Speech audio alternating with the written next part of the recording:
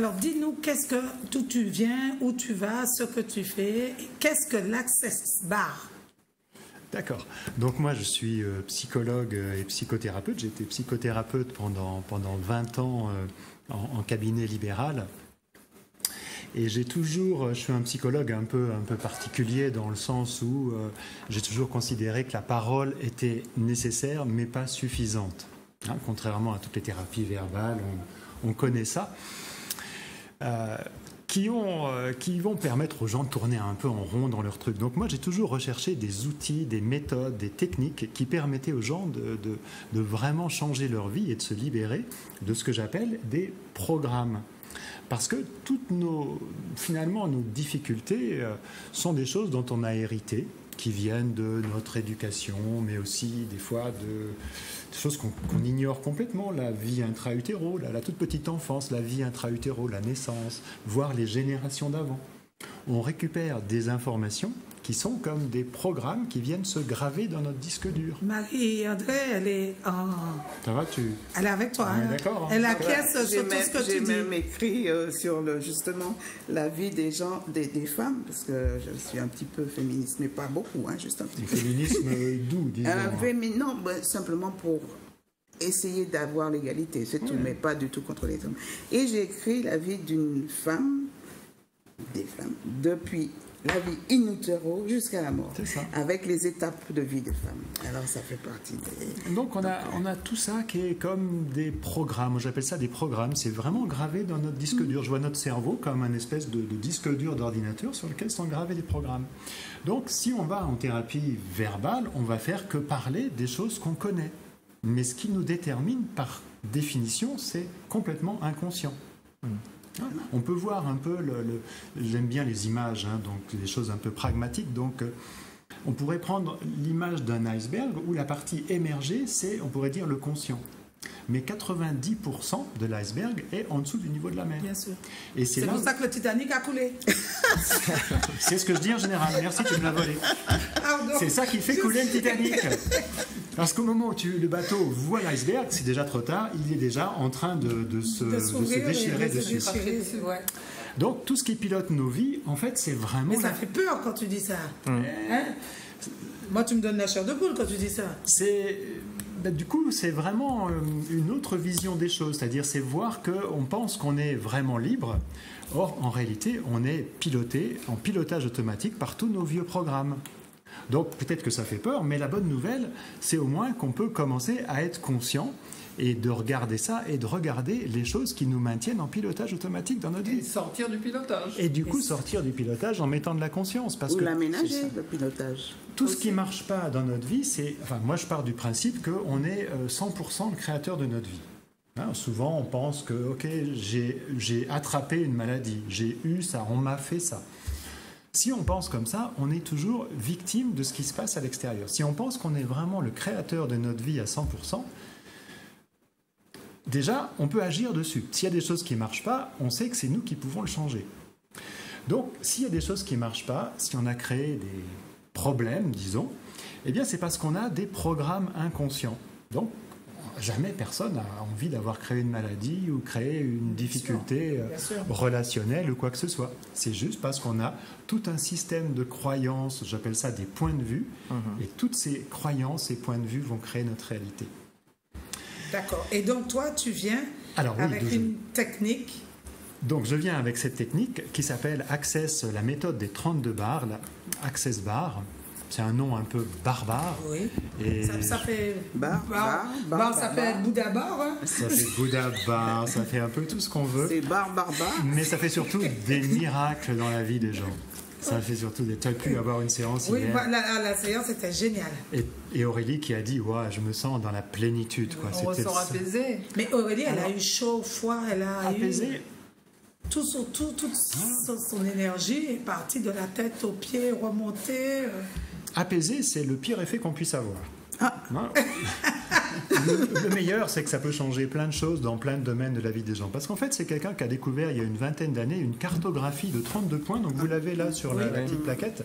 32 points sur le crâne. Et chaque point correspond à quelque chose de précis. il y a un point de l'argent, il y a un point du contrôle, il y a un point de la créativité, il y a un point de la joie, de la tristesse, du corps, de la sexualité, de la guérison, et j'en passe et j'en passe. Et en fait, on pourrait dire que ces points contiennent la charge de toutes les pensées qu'on a accumulées depuis toujours, c'est-à-dire toutes les croyances qu'on peut avoir, hein, ça vous parle visiblement, hein, toutes les croyances qu'on peut avoir, par exemple, sur l'argent. L'argent, on a plein de points de vue, de croyances. C'est difficile à gagner, ça fait pas le bonheur, je mérite pas d'en avoir. Et puis quand j'en ai un peu dans ma main, ça reste jamais longtemps. Ça reste jamais. Il y a un côté un peu sale. L'image qu'on a de l'argent, c'est un peu sale. On aimerait bien en avoir. On a un rapport assez ambivalent à l'argent, par exemple. On aimerait bien en avoir, mais c'est un peu sale. Donc on n'en a pas trop. Si j'en ai, je le garde pas.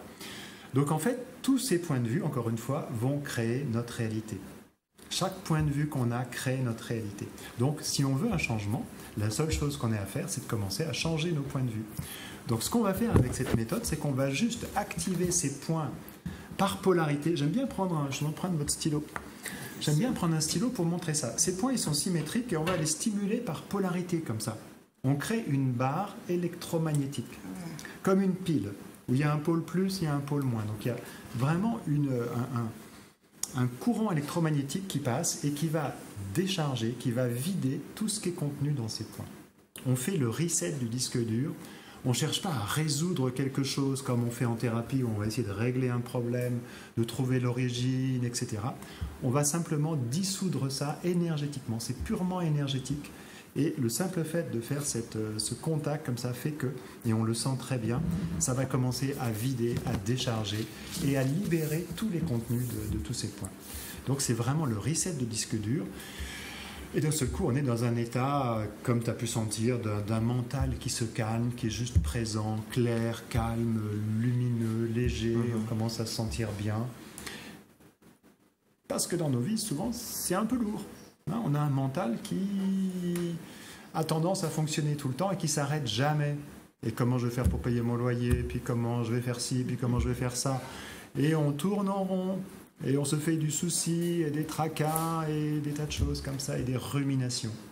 Et donc on a oublié d'être réellement qui on est, c'est-à-dire joyeux, heureux, lumineux. Regarde, comme j'ai oublié la plaquette que tu m'as donnée, à l'écran, on peut voir un peu, on ne va pas pouvoir lire. Ah, dommage que tu aies oublié. J'ai oublié, mais on va refaire une émission. Et donc, les points sont... Exactement. Il y a une cartographie très précise comme ça sur le crâne. Donc, c'est ce que j'enseigne dans la formation qui s'apprend en une journée. Et tu es venu enseigner cette formation avec... les personnes qui m'ont invité à la Martinique, donc la Villa Serenity, où je vais donner une série de formations à partir de demain. Donc cette technique, elle s'apprend en une journée. Donc j'ai 3 jours, donc samedi, dimanche, lundi. Je ferai 3 journées de formation. Puis après, j'ai un bloc de 4 jours beaucoup plus intenses qui sont pour les gens qui veulent vraiment aller plus loin. Et puis on aura encore du temps le week-end prochain probablement pour faire encore d'autres choses. Se libérer des limitations dans tous ces domaines, dans tous les domaines de la vie. Absolument. C'est incroyable. Oui, c'est à la fois intriguant, mais rassurant en fait. Oui. Nous allons visiter tous les domaines, argent, relations sexuelles, pas relations sexuelles, relations sexualité, etc. Les relations, on a beaucoup de points de vue sur à quoi une relation, ça doit ressembler. On commence à avoir des attentes par rapport à son partenaire parce qu'on imagine que voilà, s'il ne m'a pas mis le SMS à 22h par exemple pour dire qu'il pense à moi, c'est parce qu'il ne m'aime pas. Ça veut dire qu'il ne m'aime pas. Bien sûr. Donc on a le point de vue que si la personne fait ci, alors il m'aime, s'il fait ça ou il ne fait pas ça, alors il ne m'aime pas. Donc on a plein d'attentes, de points de vue, de à quoi... Si mon enfant est en vacances et il ne m'appelle pas parce qu'il passe un bon moment, c'est parce que c'est un ingrat. Tu pourrais avoir cette conclusion-là. Oui, parce qu'on a toujours des clichés, en fait. Là aussi, c'est pour ça que je dis que c'est en fait rassurant, puisque ça permet de réviser, puis de trouver un petit peu comme en création, dans une création artistique, une harmonie, et se sentir dégagé un petit peu des anciennes obligations, en fait. Exactement. Jacqueline, je te sens dubitative. Oui, j'ai une question à poser. Oui, je sens. Tout à l'heure, vous avez dit, quand j'ai dit qu'on est apaisé, vous avez dit que c'est la pire des choses. C'est le pire effet qu'on puisse avoir. C'est-à-dire C'est-à-dire qu'au mieux, ça va changer plein de choses dans la vie. plein de choses. J'ai des témoignages tous les jours de gens. C'est-à-dire quand ça change. Marie-André te dit qu'elle ne comprend pas. Comment ça change? Et comment ça change? Parce que c'est comme quand on fait un reset du disque dur sur un ordinateur. Il patine, il est lent, il est ralenti par des virus et des tas de programmes parasites. Quand on commence à nettoyer le disque dur, l'ordinateur se met à fonctionner de façon beaucoup plus rapide, fluide, simple. Et je peux prendre l'exemple, par exemple, de Fabienne qui m'a invité à la Martinique. Je fais des salons à Paris, donc elle était ma voisine sur un salon. Donc, on met 4 tables, on fait des séances à plein de gens. Puis elle avait déjà envoyé sa fille pour voir un peu en éclaireur qu'est-ce que c'était cette technique. Et le lendemain, c'est elle qui est venue expérimenter la méthode. Plutôt une petite séance, 25 minutes, parce que sur un salon, on fait des séances un peu de démonstration. Et ce qu'elle m'a raconté le lendemain, c'est que le soir, elle a eu une telle créativité, ça a tellement débloqué sa créativité, elle avait une vision tellement claire qu'elle a bossé pendant 7-8 heures sur son site internet à tout remettre d'aplomb, tout ce qui n'était pas raccord sur son site internet. Donc une espèce de vision claire, une créativité qui se met à marcher beaucoup mieux. Ça, c'est souvent les effets qu'on entend. Qu'est-ce que tu veux dire, Marie-André? Non, ça m'a fait sourire parce qu'il dit qu'elle a travaillé pendant 8 heures sur son site internet. Elle a parlé du programme qu'on a en soi. Alors je me suis dit, bon, il y avait l'objet et puis le sujet. Et puis je me dis aussi que finalement, le site internet, c'est quelque chose qui n'a pas d'affect.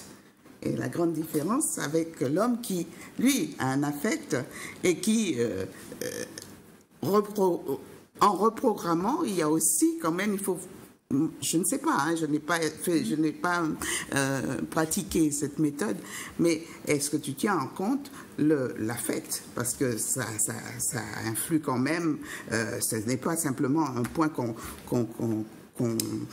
fixe et qu'on déplace. Il y a tout le ressenti aussi. Et puis, alors, je voulais aussi te demander quel rapport, ou s'il y avait un lien entre la méditation ou la méthode Z.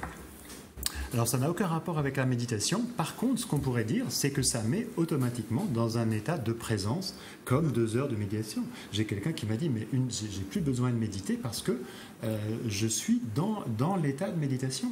Parce qu'à un moment donné, tu n'as plus de pensée, en tout cas de pensée parasite. Et notre mental... Aurélie, elle a dit, je me sens ancrée. Quand Aurélie est rentrée, elle a dit, je suis arrivée, je ne sais pas, mais là, je me lève et je me sens comme plus lourde, comme ancrée. C'est ce qu'elle a dit. Et tu es dans un état, ça met dans un état, moi je dis, de présence à ce qui est, sans le mental qui est toujours en train de nous raconter une histoire. Ah, cette couleur, elle est comme ça. Ah, cette personne, elle est comme ça. Notre mental, il sait faire que poser des jugements en termes de bien, mal, bon, mauvais, étiqueter les choses et créer des étiquettes. Oh, cette personne, elle est comme ça. Oh, puis un tel, il est comme ça. Oh, puis ça, et ça, et ça. Et on commence à avoir des points de vue sur tout. Et c'est comme ça qu'on crée toutes les limitations de notre vie. Avec tous les jugements. Oui, c'est vrai que je rebondis sur ça parce qu'en fait, c'est vrai qu'on a depuis toujours, on a des clichés, même par rapport à quelquefois à certains sites. Quand on nous dit tel et tel site est très joli, donc tout le monde va s'accorder à dire que tel et tel site, telle et telle mode est très bien, etc. Parce qu'on est conduit par ça. On est conduit parce que c'est la société aussi qui, de plus en plus, qui nous donne cette... qui est influencée.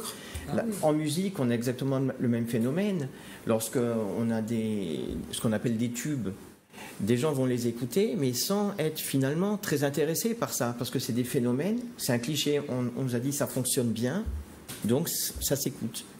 Mais c'est qu'un cliché, parce qu'on a du mal à imposer sa vraie vision, justement, pour prendre du recul et modifier, parce qu'on peut aimer ou ne pas aimer. Je veux dire, c'est une histoire que de goût. C'est vrai. Et c'est comme ça qu'on va rentrer effectivement dans tous ces moules, dans pas vouloir paraître différent, parce que je sais que si je commence à montrer ma différence, alors je vais être jugé, on va me pointer du doigt. Et c'est comme ça qu'on crée toutes ces limitations, parce qu'on a toujours peur du jugement.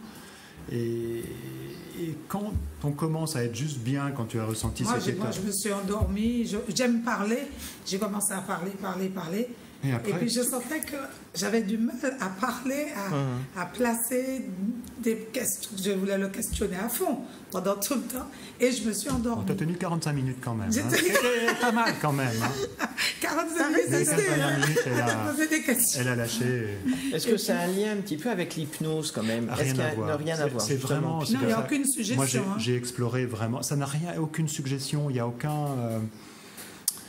Ça n'a en fait rien à voir avec toutes les techniques qu'on connaît. J'ai vraiment coutume de dire que c'est une vraie révolution, c'est quelque chose de vraiment nouveau. Souvent les gens me disent oui mais c'est les points d'acupuncture. Oui, voilà.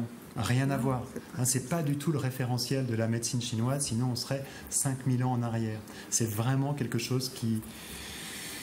Il n'y a pas d'équivalent, en tout cas, j'en ai pas, et j'ai exploré depuis l'âge de 18 ans, j'ai fait un peu toutes les techniques, j'ai fait de la méditation, du yoga, je suis allé en Inde rencontrer des maîtres, je suis allé en Amérique du Sud rencontrer des chamans, et tout ce que je pouvais. Je suis un passionné, je suis un chercheur de conscience et on cherche tous les outils les plus géniaux et j'ai rien trouvé vraiment d'équivalent.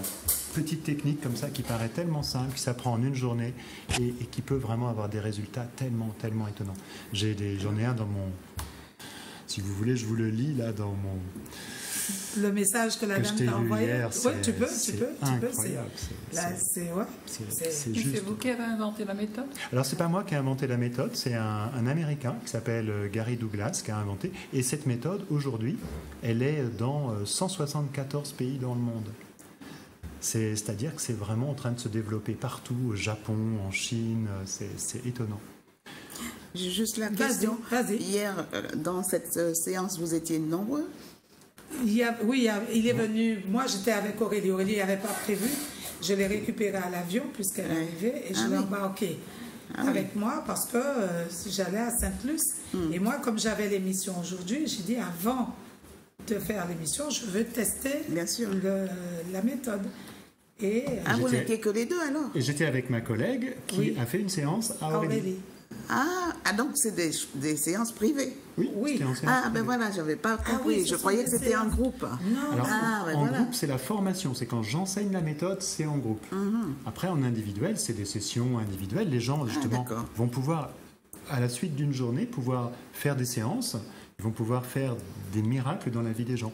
Et tu dis que les enfants, ce qui est génial, peuvent apprendre et faire aux parents, même les petits. Les enfants peuvent apprendre. Et c'est gratuit pour les enfants. Tu enseignes ça aux enfants. C'est gratuit. Jusqu'à 15 ans. Des enfants de 9 ans, 10 ans qui adorent ça. Souvent, c'est même plus simple que pour les adultes parce qu'ils font ça comme un jeu et ils trouvent les points tellement plus facilement que les adultes parfois. Puis ils n'ont pas eu les mêmes épreuves non plus que les adultes également. Le cerveau n'est pas encore formé comme ça. Le disque dur, le cerveau est complètement malléable et on voit qu'ils sont c'est tellement souple et facile pour eux. Je vous lis le témoignage d'une dame. J'ai formé une jeune femme au mois de mars dernier et elle m'envoie un petit message en me disant j'ai fait une séance à quelqu'un et c'était tellement étonnant, je voudrais ton avis.